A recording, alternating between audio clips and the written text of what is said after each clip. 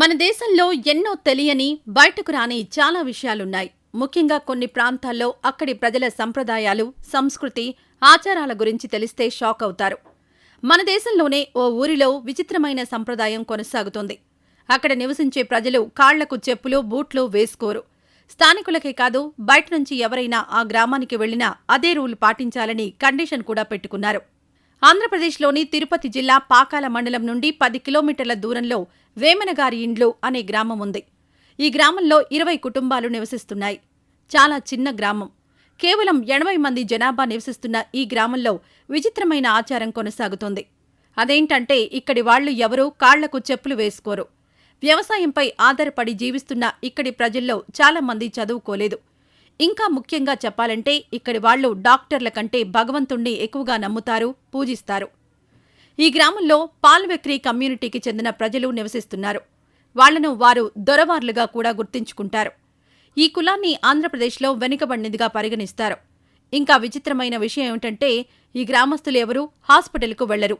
ఎందుకంటే తాము పూజించే దేవుడే అన్నీ చూసుకుంటాడని నమ్ముతారు. అలాగే వెంకటేశ్వరుణ్ణి పూజించేందుకు కూడా తిరుపతి వెళ్లరు. ఎందుకంటే గ్రామంలోనే ఒక గుడి ఉంది.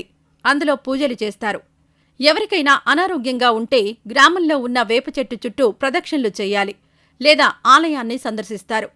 ఇప్పుడు ఈ ఊరికి బయట నుంచి వచ్చే వారంతా చెప్పులు లేకుండానే గ్రామంలో గడపాలి.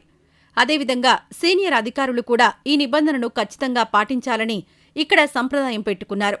స్కూలుకు వెళ్లే చిన్నారుల వద్ద నుండి కాలేజీలకు వెళ్లే యువకుల వరకు పాదరక్షలు లేకుండానే వెళ్తారు. ప్రతిరోజు తాము నమ్మిన శ్రీ వెంకటేశ్వర స్వామివారి ఆలయానికి వెళ్లి గ్రామంలో రోజుకొక కుటుంబం చొప్పున ప్రత్యేక పూజలు చేస్తారు. అలాగే ప్రతి శనివారం నాడు పెద్ద ఎత్తున పూజలు చేసి గ్రామంలో ఉన్న అందరూ కలిసి భుజించడం ఆనవాయితీగా వస్తోంది. ఊరు బయట నుంచి ఎవరైనా వస్తే స్నానం చేయకుండా లోనికి రాకూడదనే మరో నిబంధన కూడా పెట్టుకున్నారు. బహిష్టు సమయంలో స్త్రీలను ఊరి బయట ఉంచి వారికి అన్ని సౌకర్యాలు కల్పిస్తారు.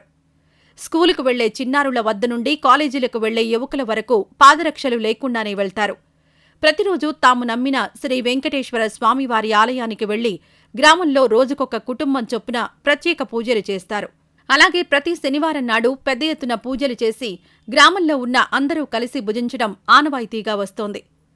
మా పెద్దలు పెట్టిన ఆచారాలు ప్రాణాలు పోయే వరకు మరిచేది లేదని, ఎవరు ఎన్ని అనుకున్నా తమ గ్రామ పట్టింపులు తమవేనని కొట్టిపారేస్తున్నారు వేమన ఇండ్లు గ్రామస్తులు.